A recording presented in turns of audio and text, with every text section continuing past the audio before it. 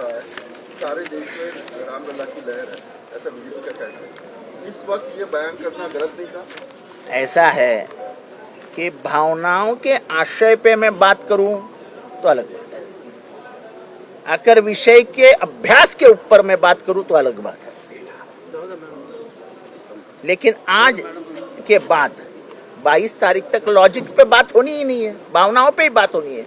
इसलिए तो मैं खेद व्यक्त करता हूं, मैं किसी के ही भावनाओं को ठेस नहीं पहुंचाना चाहता हूं। आपके खिलाफ महाराष्ट्र के अरे मेरे खिलाफ अमेरिका में कर, हिरासत पे लेने की अरे मेरे खिलाफ अमेरिका में केस दर्ज करो। मैं केसेस से डरने वाला आदमी नहीं हूँ। मैं बोलता हूँ एक जबान का आदमी हूँ, और मैं बोलता हूँ वो अभ्यास करके, मैं बोलता हूँ अभ्यास करके बोलता हूँ, बेमतलब बात नहीं करता हूँ। ये मेरी आदत नहीं है। मैं जो भी बात रखता हूँ रेफरेंसेस के साथ रखता हूँ। अगर मैं वाल्मीकि रामायण का रेफरेंस रखता हूँ तो इसका मतलब आप समझिए कि मैं अभ्यास करके आया था। पर फिर भी लोक भावनाओं का आदर करना सार्वजनिक जीवन में बहुत महत्वपूर्ण होता है। लोगों को दुखाना नहीं, ये हमको शरद पवार साहब ने सिखाया है। सत्य कितना भी कड़वा हो, वो कड़वा जहर आप खुद पी लीजिए, लेकिन लोगों को मत दुखाओ, ये साहब ने मुझे कहा है। इसलिए मैंने लोगों के प्रति जो खेद व्यक्त कर रहा हूँ। और क्या, देखो भाषण जब एक आदमी वक्ता होता है तो वो भाषण सोच विचार से नहीं करता है। वक्ता वही होता है जो आता है बोल के निकल जाता है। कभी कभी गलतियां होती है तो क्या फांसी पे, मैंने बोला ना खेद व्यक्त करता हूं, मैंने बोला खेद व्यक्त करता हूं, मैं बोला ना खेद व्यक्त करता हूं, मैं बोला खेद व्यक्त करता हूं। क्या आपके इस बयान से राष्ट्रवादी कांग्रेस शरद पवार को नुकसान नहीं होगा? देखो ऐसा है, सामाजिक आशय पे बात करने की स्वतंत्रता इस पक्ष में हमको दी गई है। ये पार्टी पॉलिटिक्स इसमें आता नहीं है। मैं उदाहरण देता हूं कि बम और पुरंदरे ने लिखे हुए शिवाजी महाराज के इतिहास पे सबसे बड़ी पहली उंगली मैंने उठाई थी।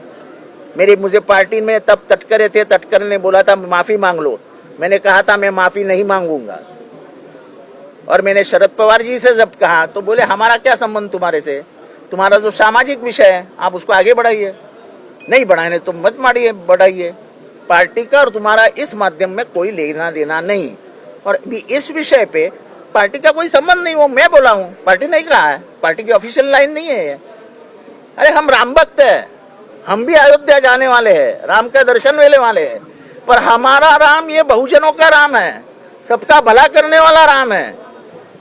वो राम यहाँ की बेरोजगारी देख के वापस चला जाएगा, वो राम यहाँ पे महिलाओं पे हो रहे अत्याचार देख के वापस चला जाएगा अगर वो कभी आने वाले रहेंगे तो।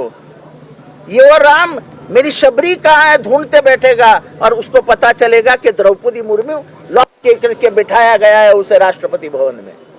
तो ऐसी कई बातें हैं, लेकिन मैं जिस विषय के लिए आपके पास आया हूँ वो विषय में और भी स्पष्ट करना चाहता हूँ कि मैंने जो कल एक वाक्य कहा, मेरा मानना है कि मेरा भाषण बहुत सुंदर हुआ, पर एक वाक्य ने उस भाषण का पूरा, तो उस वाक्य के प्रति जो भावनाएं लोगों की दिल में है, जो उनके दिल में दुख है, उसके प्रति मैं खेद व्यक्त करता हूं। राम कदम यांनी तो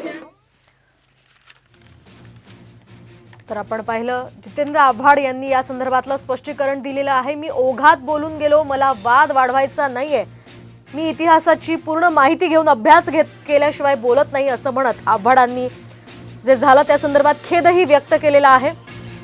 तर ज्यांना तर्कानं भांडायचं नाहीये त्यांच्या संदर्भात मला काहीही बोलायचं नाही असंही आव्हाड या